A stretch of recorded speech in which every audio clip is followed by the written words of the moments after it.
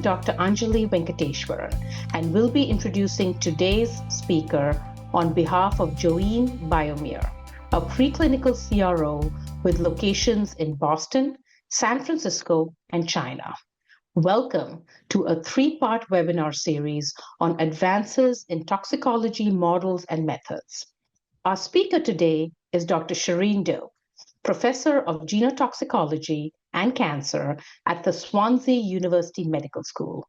Shareen is a UK and Eurotox registered toxicologist, and she sits on the UK Government Committee on Carcinogenicity and the Scientific Advisory Group on Chemical Safety in Consumer Products under the Office of Product Safety and Standards. She's also editor-in-chief for the journal Mutagenesis. Her research interests focus on the genotoxic profiles of chemicals and engineered nanomaterials, the mechanisms underlying their DNA damage potential, and subsequent consequences upon human health. Her research also includes the development of advanced 3D culture models and mechanism-based bioassays for safety assessment to reduce the need for animal testing. The title of today's talk is 3D cell culture models and their role in enhancing genotoxicity testing approaches for nano and advanced materials. So, without further delay, it is my pleasure to introduce Professor Shareen Doak. Hello, Anjali. Thank you very much for the invitation to come and speak to you all today. I'm delighted to be able to join you. Great. Well, good morning, everybody. And as Anjali very kindly said, I'll be giving you a little overview of some of the work that we've certainly been involved with in terms of taking 3D culture systems and advanced culture systems and moving them towards improving the manner in which we are able to do DNA damage assessments, particularly with nano and advanced materials in mind. But before I dive into the science, I thought I may just give you a little bit of background in terms of where I'm from.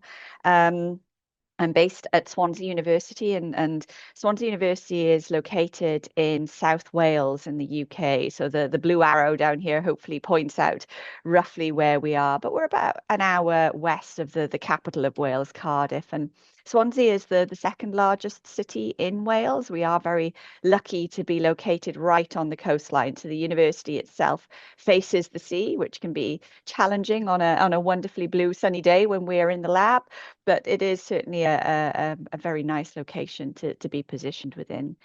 The university itself is one of the oldest in Wales, so we had our centenary in 2020. Not the best timing to be celebrating our 100 years, but nonetheless, we have reached that milestone, and we are home to just over 25,000 students.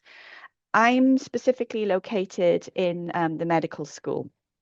And in the Research Excellence Framework assessment, the last one of which was in 2021, the Swansea University Medical School was ranked 4th in the UK. But we do have a very long history of mutation-based research within this particular facility. So, as Anjali mentioned, I'm a professor of genotoxicology and cancer, and here at Swansea, I co-lead the in vitro toxicology group. So we're quite well known as being a centre for DNA damage and mutation-based research. We're particularly interested in understanding how mutation is induced and the link with carcinogenesis as well.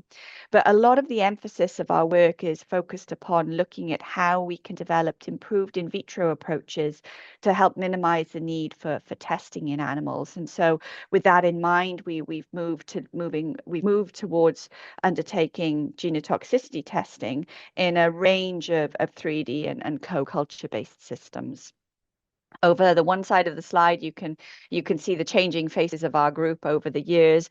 But the other hat that I wear at Swansea University is that I also lead the Healthy Aging and Chronic Conditions Research Institute, where this work is positioned as well, particularly under lifestyle factors and really understanding how exposure to exogenous agents, whether they be in our environment through occupational or consumer exposures, have an impact on health and well-being into older age, and particularly that link with chronic conditions. And as I say, carcinogenesis is a key focus for us.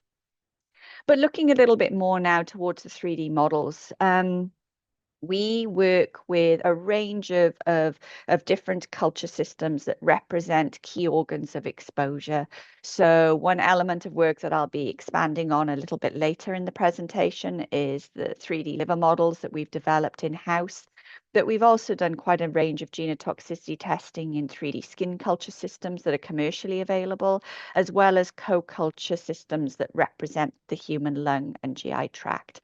And with all of these culture systems, really what we're trying to do is undertake a range of endpoint evaluation. So looking for different forms of DNA damage that can be induced, utilizing an array of different testing approaches, some of which can be high throughput that allow us to really ramp up the screening of chemical compounds as well. Now, one of the key tests that I'm going to focus on, and this will be a bit of a theme through today's presentation, is the in vitro micronucleus assay. So this is one of the gold standard testing approaches for evaluating gross chromosomal damage. For those of you that may not be familiar with it, it relies on exposure of your test cells and then use of cytokinesin B to prevent the final stage of cell division. So the DNA is allowed to replicate.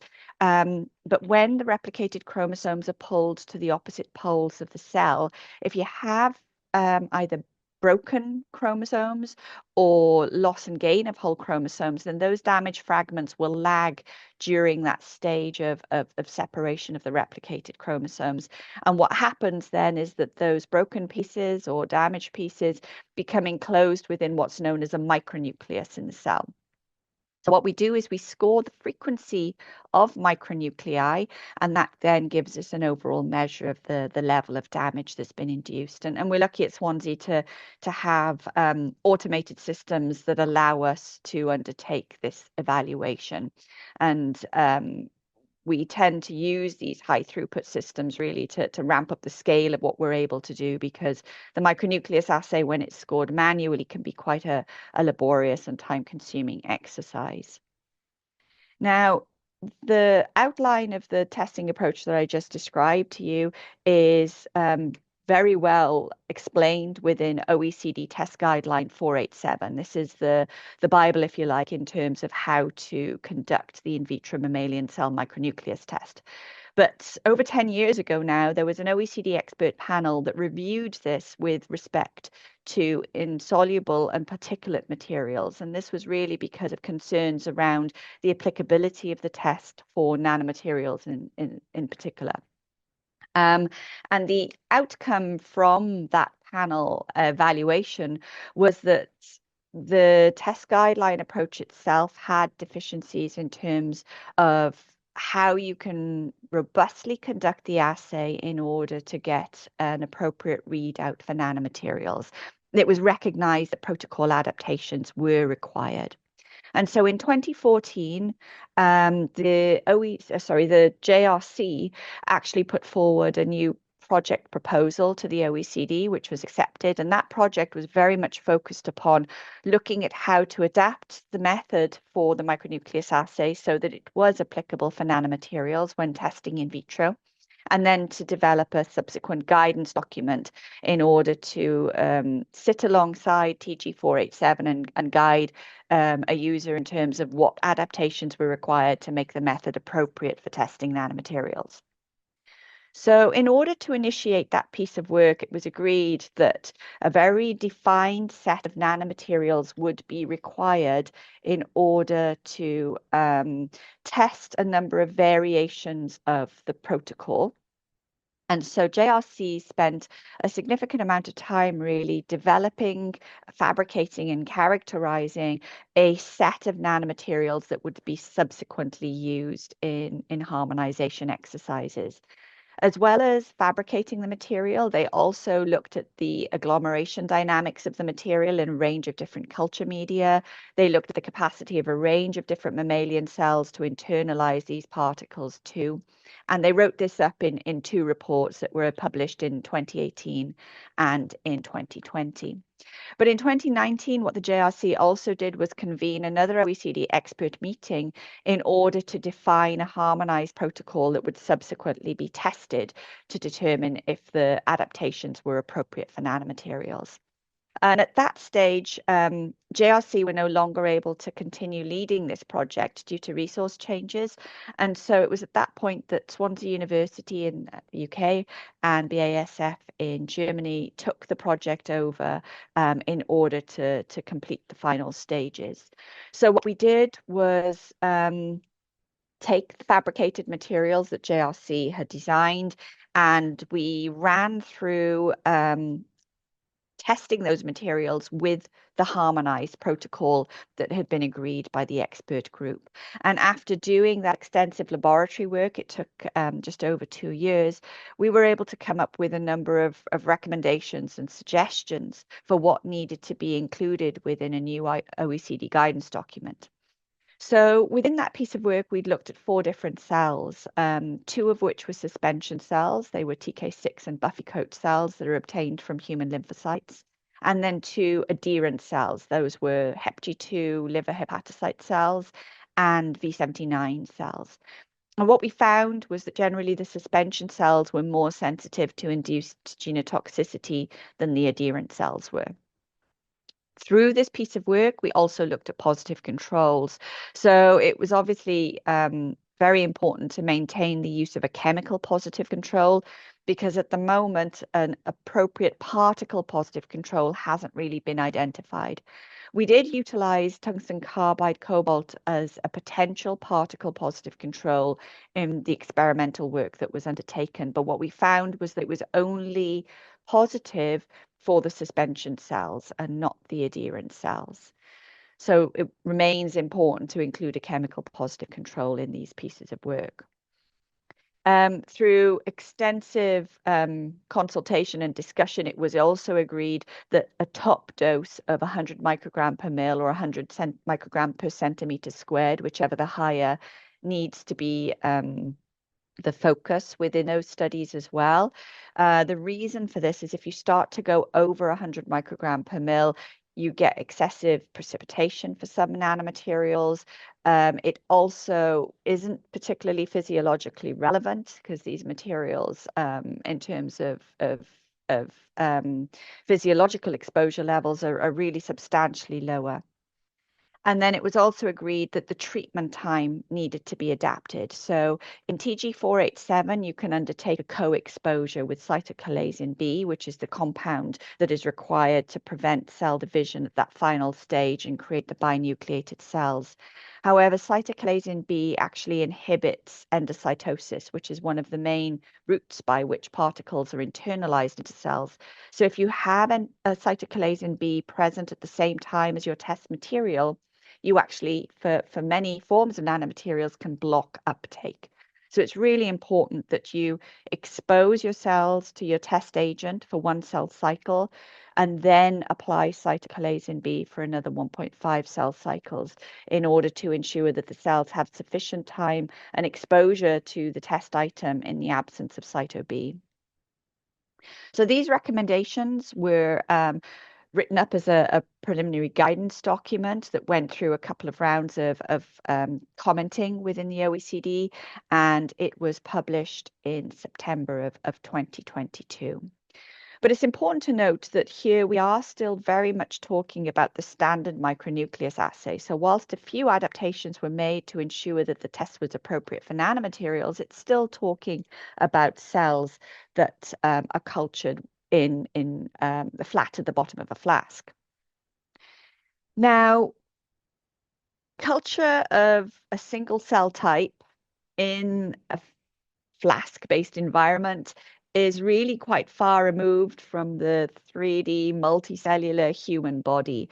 And so what we find is that when you take your standard in vitro approaches and compare them to in vivo outputs, you don't always get good concordance. There's certainly limitations in terms of sensitivity and specificity of our standard approaches.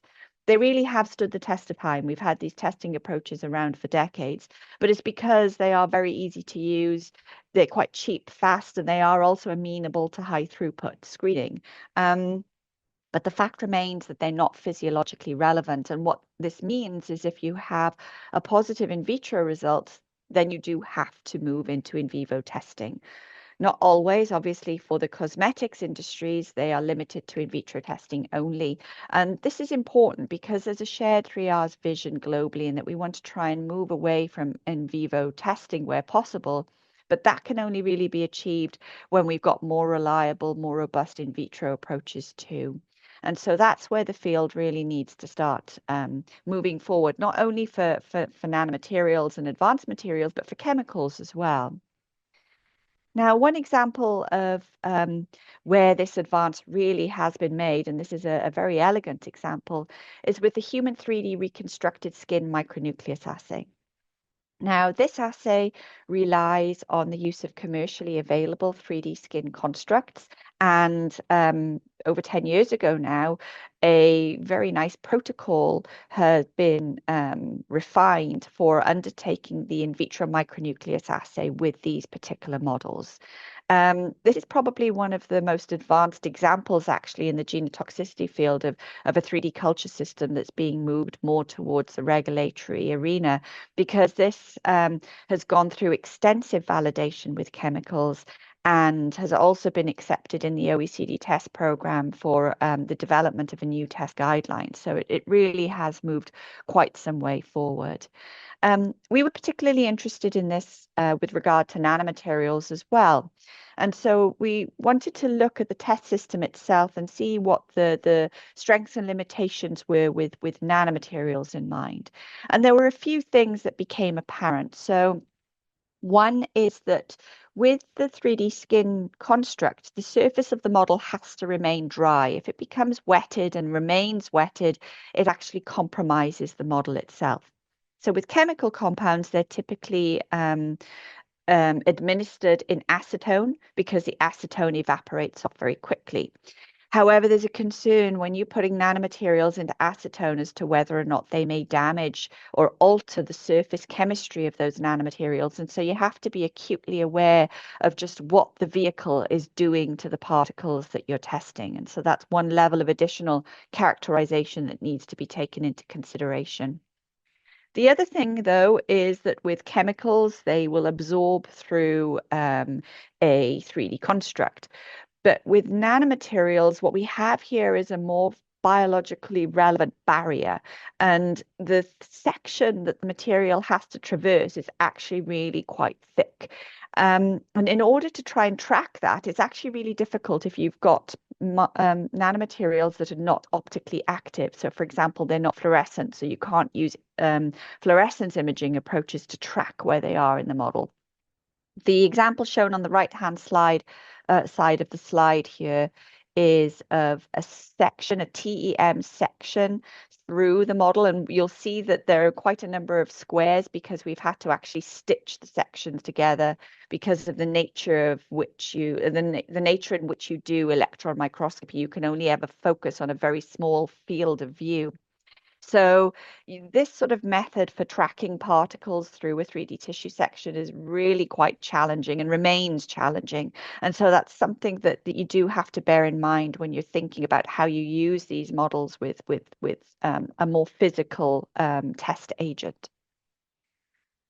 So what we then did was look to see how the 2D micronucleus assay compared to the 3D reconstructed skin micronucleus assay. And with the graph that you have on the right-hand side of the slide here, the bars represent micronucleus frequency, and the lines represent cytotoxicity measure.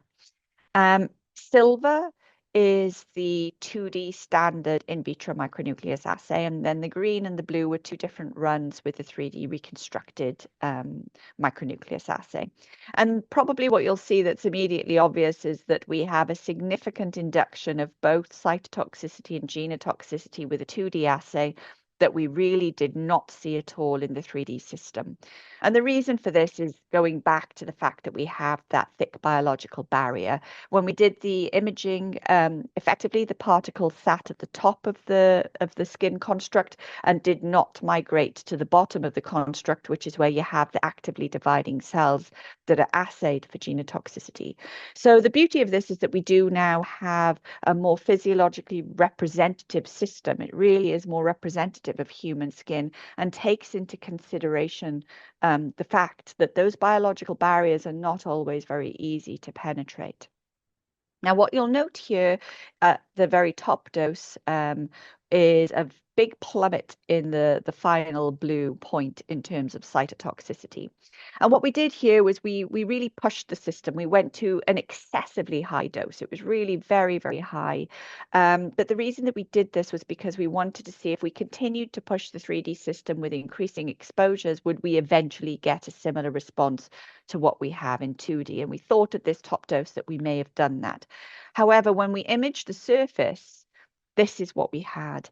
Now, if you cast your mind back to the fact I said that the surface of these models needs to remain exposed to air, needs to remain dry in order for the model to be viable. What we'd actually done here was, because we'd used such a high dose, we'd suffocated the model. You can see from the SEM image, you can't visualize the surface of of the skin whatsoever. And so we'd suffocated the model, which results in an artifact in terms of cytotoxicity. And this is why it's really important to understand your cell system with your test agents, because that could have been inferred as a true cytotoxic dose. But the reality is we've artificially introduced that level of damage by suffocating the model itself. And this goes back to one of the reasons why you have to limit the exposure for these particles in a slightly different way than you would do so for a traditional chemical. Now, up until this point, really what I'm talking about measuring is what we call primary genotoxicity. And so this is where your test material enters the target cell where you're measuring the DNA damage. So it enters that target cell and it may either interact directly with the DNA, so it causes direct DNA damage, or it may cause other forms of damage, such as damage to DNA replication or repair enzymes, or it may induce oxidative stress inside the cell where you're looking for the DNA damage, and that in turn causes a perturbation that you're measuring. That's what our standard testing approaches in vitro measure. However, in vivo, you actually get secondary genotoxic mechanisms arising as well. And what I mean by this is, if we take the example of a particle that may be inhaled, for example, your first line of defense are your inflammatory cells. And so those inflammatory cells will internalize the test material and then release inflammatory mediators. Now, if you have chronic inflammatory responses, so you have a consistent and sustained release of these inflammatory mediators, they can actually damage the surrounding epithelial tissue. They can induce DNA damage in those tissues as well. And that's what we call secondary genotoxicity. So the test agent has not entered the target cells where you're measuring the damage, but it's an inflammatory response. Now, this is something that you can pick up in vivo because you have those multitude of cells communicating with one another. But in vitro, this is a mechanism that we can have the potential to miss. And so to try and overcome this issue, we moved towards undertaking co-culture exposures in my laboratory, where we culture epithelial cells with macrophage cells.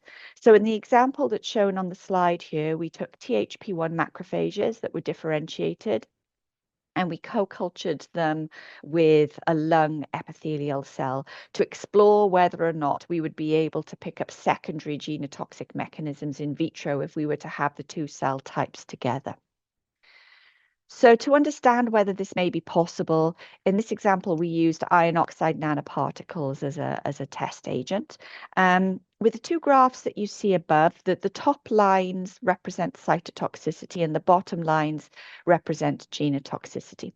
And if we look at the left-hand graph first, With this particular example, what we did was we took the epithelial cells only and exposed them to the iron oxide nanoparticles and undertook the micronucleus assay. So this is your standard traditional approach. And what we note here is that we had no significant induction of either cytotoxicity or genotoxicity. We then took those same cells and we co-cultured them with our inflammatory cells, our macrophages. And here the situation now changes. So if you take a look at the bottom line, the blue line for this co-culture graph, you'll see that at the higher doses, we now start to see a significant induction in micronucleus frequency. So this made us very excited because it was an indication perhaps that we were able to measure secondary genotoxicity. So we had to verify this.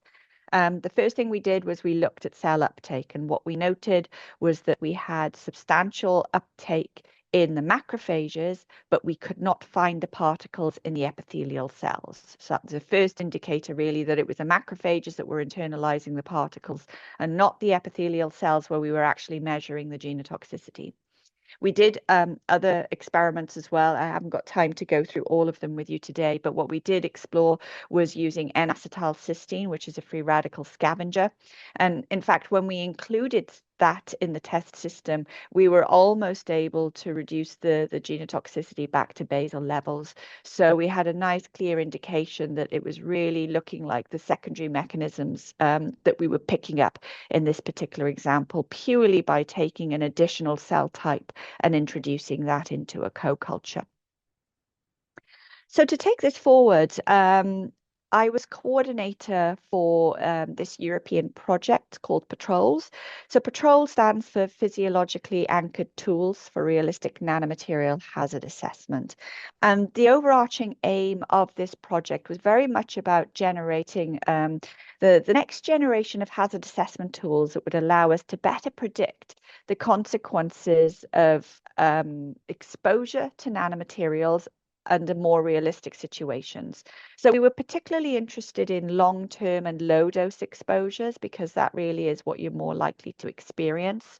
And this was with regard to both human and environmental systems with a view to providing better support for regulatory risk decision making. So this was quite a broad project. It was quite ambitious and therefore it was quite large just in terms of the number of partners. We had 24 partners spanning 14 different countries that were all moving towards this same objective. And the work packages in the project were collated in a manner to cover all of those different aspects that we've just mentioned. So we had one work package that was very much focused on understanding the physical and the chemical properties of the nanomaterials under the experimental systems that we would be running in vitro. We, with regard to human physiology, were generating improved culture systems that represent the lung, the liver, and the GI tract. We then had ecotoxicity testing work packages where the focus was really looking at the impact of trophic transfer. So what happens when you have movement of nanomaterials through a food chain, for example. And then we also had an in silico work package that aimed to bring all of the data together to generate predictive models that could be utilized in the future as well. Again, due to restriction in time, what I'm going to do is focus on the liver model just to give you an example of what was done through patrols. And this was the piece of work that was specifically led from my lab at Swansea. So prior to patrols, we actually had a 3D system for liver that was based on HepG2 cells cultured in a hanging droplet format.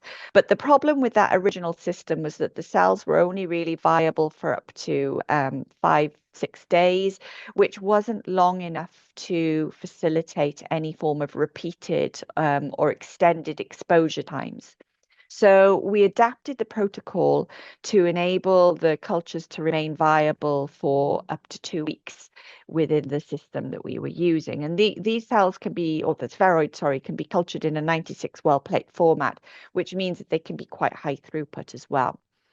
Now, the advantage of being able to culture for up to 2 weeks meant that we were now able to do repeated exposures for up to a week if needed. And the additional element of work that we incorporated here was to make sure that the 3D spheroid systems could be utilized to measure a wide range of hazard endpoints. So the previous work that we did enabled us to specifically measure the micronucleus assay using the 3D spheroids. But through the Patrols project, we were able to expand this quite substantially. And we can now do a variety of gene expression-based analyses, transcriptomics, next generation sequencing. We can also use the spheroids for evaluating a range of endpoints that are related to understanding mode of action. The other thing that we did through the project was that we recognized that pristine particles are unlikely to be exposed to the liver. Generally, those particles would only reach the liver after, for example, if they've been inhaled or ingested, and then they would have to move through quite a multitude of biological compartments before reaching the liver itself, which means that the likelihood is that those nanomaterials would have their surface chemistry altered in some way. So what we also did was establish a number of pre-treatment schedules that represented solutions that had pH, for example, that reflected different compartments of the body. And we would put the particles through those in a sequential manner so that rather than exposing a pristine material, we were exposing these pre-treated materials that gave us a better understanding of whether or not physicochemical changes may be important in understanding the outcome of the subsequent hazard response we were looking at. But in essence, what we did was utilize the 3D spheroid testing system to undertake genotoxicity potency rankings for a number of particles. This was all done using the micronucleus assay as the endpoint. But because we had such a fine handle on understanding the characteristics of the materials in the culture systems we were using, their physical and their chemical characteristics, it meant that we were able to link those characteristics to the potency ranking that we had. So, for example, with zinc oxide, it very rapidly released ions, and that was really why we see that that was the most potent in terms of inducing micronuclei within this test system. Now, all of this work was only done at Swansea. And if you want to have a test that's going to be utilized more broadly, you have to be able to demonstrate that other laboratories are also able to undertake the test itself and reproduce the data. So within Patrols, we only had a very limited amount of time, but we were able to undertake a very small interlaboratory trial. And this was with thanks to the CRO BioAlliance, because they were very willing to receive the SOP that we had been working with and trial it. So they were able to culture the spheroids in-house and then subsequently also undertake the micronucleus assay using the protocols that we shared with them. And the first interlaboratory trial we did was really a very small one, just using benzoate to see if we were able to generate reproducible data, which was possible. But this was obviously very, very limited, and Patrols then came to an end. But we were in another European project called RiskGone, and RiskGone was also focused on looking to see whether or not we could harmonize advanced culture systems across laboratories. So here we took that same liver spheroid SOP and shared it with another 2 laboratories who once again were able to construct the spheroids and undertake a range of different hazard endpoint analyses. So the idea was to very slowly and somewhat organically build up some pre-validation data through these European projects. RiskOn very recently came to an end, and as you'll notice, again, we've only transferred the protocol to an additional 2 labs, so that's 3 in total, which is still somewhat limited. But we at Swansea are now involved in a new Horizon Europe project called Chiasma, and Chiasma is very much focused on demonstrating a range of new approach methodologies to predict quite a variety of regulatory hazard endpoint. So with Swansea's role in the project, we're obviously focused on genotoxicity testing, and we are focused on the liver model again, because we'll hopefully be able to use this particular project to grow the validation data that we have available on this particular test system. And as part of this work, we're also really very much focused as well on establishing the minimum quality and acceptance criteria that is required if you're to take these things through to regulators. So just in terms of where we are, I mean, hopefully I've given you a little bit of a flavor of just how 3D culture systems have the promise of improving the in vitro testing approaches that we have available to us. But one thing that you'll note, particularly from those last few slides, is that validation remains problematic. And this is problematic because it takes an extensive amount of time to generate the validation data that a regulator would like to see before something can be really implemented in that risk assessment framework. We really need to have a much more dynamic approach with regard to the acceptance and the use of NAMs, because these tools are available now. But really, if we were to wait for validation, we're talking decades before they actually become implemented, which is too long. So we really do need to look at how to increase the speed at which we can start to integrate NAMs into regulatory testing frameworks. And I'd say that this is looking promising. It's ongoing because there's lots of conversation ongoing with those in the regulatory and the risk assessment communities. They're very open to the idea of the use of NAMs, but obviously that uncertainty that comes with an unvalidated test is something that they're not able to ignore. And I think this is where continuous sharing of data, continuous use of these new approaches so that we can see their strengths and limitations and build up that knowledge is really quite important. It's also important for the regulators to see the type of data that comes through from these test methods, because if they're able to implement their use as weight of evidence, then that in turn is going to help increase confidence in their use in the long term. And so those sorts of measures are really important in this interim period in the absence of true validation exercises. But one area where I would say that NAMs really are proving to be very useful in terms of reducing animal testing is certainly at early stages of development, particularly with regard to implementing the use of these tools as a part of the safe and sustainable by design strategy that commercial entities are using. Because within those frameworks, they can utilize the test. It allows them to get an early indicator of red flags. It allows them to go back and adjust their fabrication processes where needed before they actually get to the regulatory stage. And I'd certainly say that at that point, at least as an early stage process, it's helping to reduce animal testing in that with that respect in mind. So this just leaves me to say a final thank you, certainly to our team at Swansea University, who've really been responsible for generating much of the data that I've shared with you today.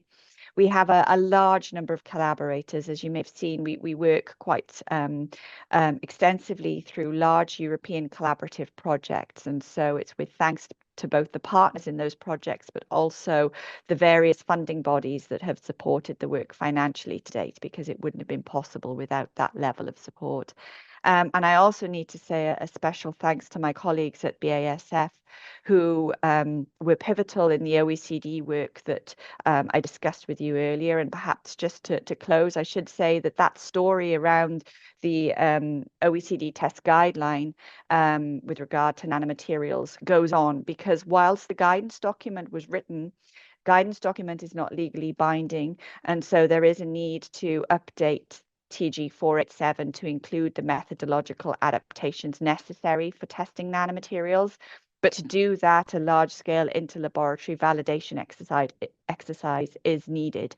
And that's actually a new project, a new OECD project that I'm co-leading with my colleagues at BASF. So the UK and Germany, together with quite a number of other countries, have now successfully had approved a new OECD project to undertake that inter-laboratory validation exercise so that we can adapt test guideline 487. And that's the next stage of work that is very recently been initiated.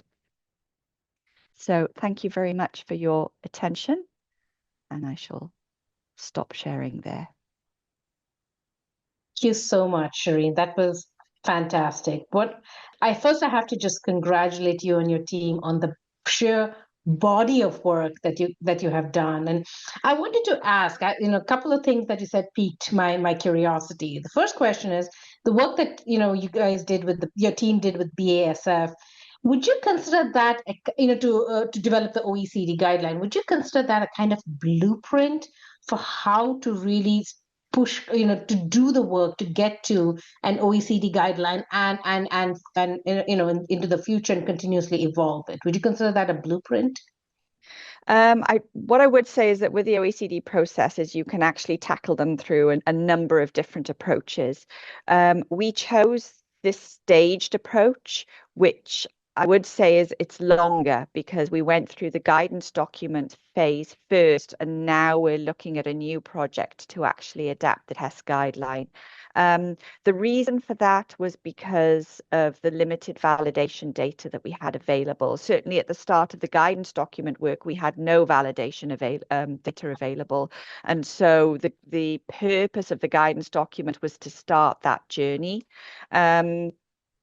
One advantage of doing it that way is that you already have a large OECD community that can support the efforts. And so if you get that support early on, it really does help in the longer term because you can draw on international expertise to really continue the energy behind the project, which is needed because it's such a long process. What I would say is that the alternative is how the 3D reconstructed skin micronucleus assay community did it, because they did it slightly differently in that they undertook very extensive validation exercises before going to the OECD. And that has meant that they've gone to the OECD with a very large bulk of data. And so their first project is actually to generate a new test guideline. So they've not had to go down the guidance route, but it was because they had the consortia available to generate that validation data before actually approaching OECD. So I think it does depend on the level of support that you have for generating the interlaboratory trial at the start as to which route you may wish to take. Which is a perfect segue into my next question and it seems it takes an entire ecosystem, right? So it's of course the technological information from your lab and labs like yours, but you've also got the biopharma clients who are the end users, and you also have the CROs. You'd mentioned BioReliance as an exemplar. So it seems like it's an ecosystem, and if there is an organized ecosystem, then then the data sets can be generated in a somewhat timely manner. Understood. That's and so how so a lot of the work that you showed was using nanomaterials, and I think it's brilliant that these assays were really robustly developed using these nanomaterials. How do you see this pulling through into, say, small molecule drugs that these pharma companies are developing? And right now they use in vivo models, which is not really well aligned with 3Rs, and it's expensive and tricky. Yeah. So how do you see this pull through happening with the work that you've done, that you've shown with nanomaterials, pulling it into small molecule drugs?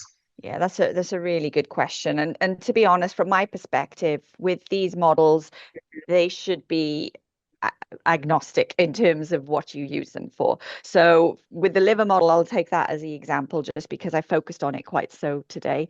Whilst we did a huge amount of evaluation work with regard to nanomaterials, we actually had a lot of chemicals work running alongside as well. And in fact, all of our positive controls are actually chemical positive controls.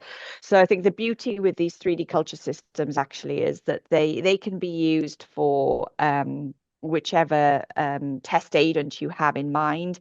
I think where you've got particles, they do pose slightly different challenges to chemical agents and to small molecules, which is why they've taken quite a bit of additional time in terms of adapting to some extent.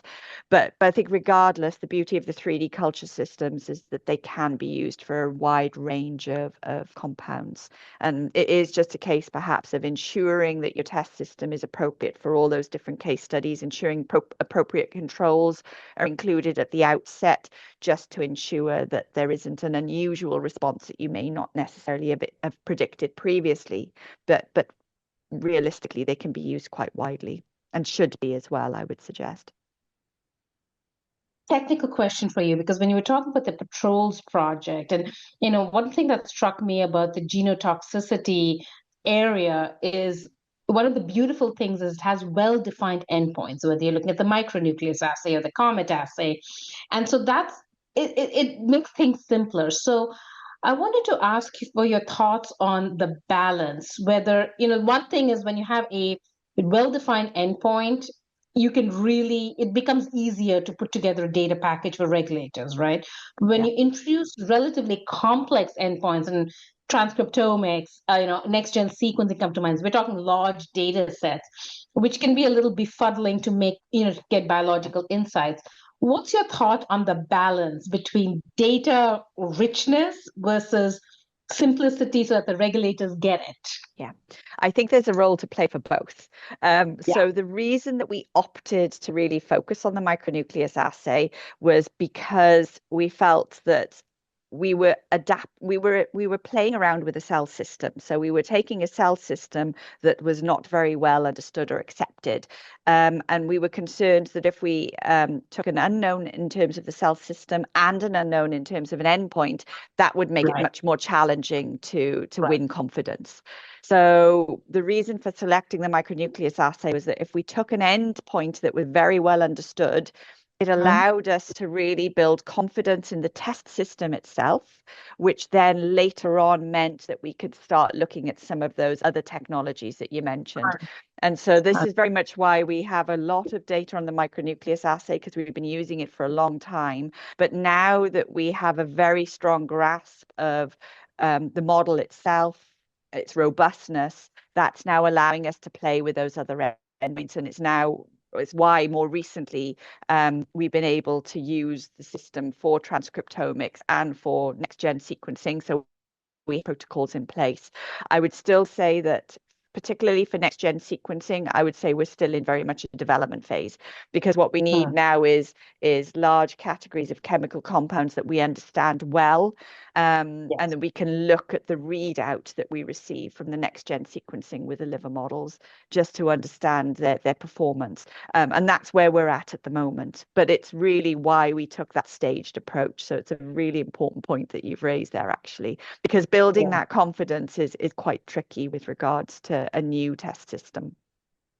And I think that's a very clever scientific rationale, because if you have too many variables, then you end up with a mass of data and people run into that sometimes with large data and with the model under development. So I'm going to switch gears a little bit and talk. You talked a lot about the need for this ecosystem and consortium, and you've given some fantastic examples of that. So, there are, large organizations. HESI comes to mind. They have the Genotoxicity Consortium.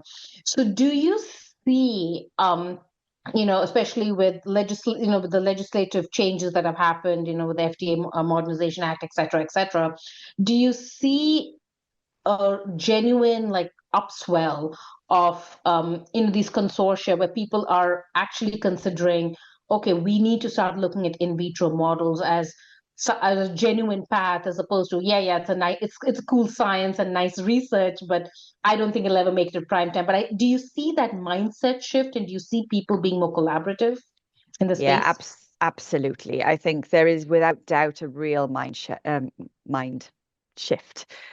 Just in terms of the way that people are thinking, there's a general recognition that we need to look at these alternatives and we need to consider them much more carefully now. I would say the groupings such as the HESI GTTC, so I'm a member of that grouping as well, and it's fantastic because you have a wide range of stakeholders within the community coming together with different viewpoints, but that's really important to really test and trial the questions around these new systems to make sure that they are as robust as possible, because that also it helps with regard to acceptance. But I think the risk assessment and the regulatory community definitely recognise the need for a change in our approach to the science. The issue does always come back to validation, unfortunately. I think that even when everybody recognises that validation takes extensive amount of time, it's not just the time aspect, because certainly for some methods, I will take the transcriptomics as an example, there isn't necessarily a natural in vivo comparison. So there's an increasing recognition that actually these in vitro tools now provide us with new mechanistic insight, which doesn't necessarily have an in vivo parallel. So it's got value in its own right. But I think what's important, and really where a lot of the discussion is being held, is they accept that it's important data, but how should it be implemented? How should it be integrated into current frameworks? And that's sort of the existing question mark that's difficult to remove. But I think it's only through actually having case studies, if you like, where we're generating that data and putting it next to maybe the more traditional data sets, that you can start to see the nuances in terms of how to apply it and the additional added value.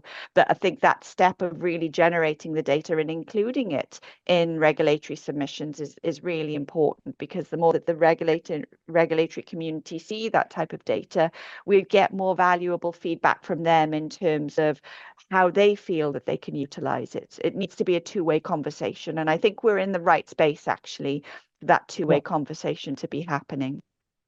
Completely. And I love the idea of, doing those case studies where you compare in vitro and gold standard, in vivo data, and you show high, as best as possible correlation in terms of predictive potential. Completely understand. Now, this was fantastic. So, Shareen, I just want to say thank you so much for a fantastic presentation. I personally learned a lot, and I'm very sure our viewers will as well. So I really appreciate you joining us today to present some of the fantastic work that you've done in your lab and in partnership with different companies and organizations. So I will say thank you. Oh, thank you very much, Anjali. I very much enjoyed being with you all today.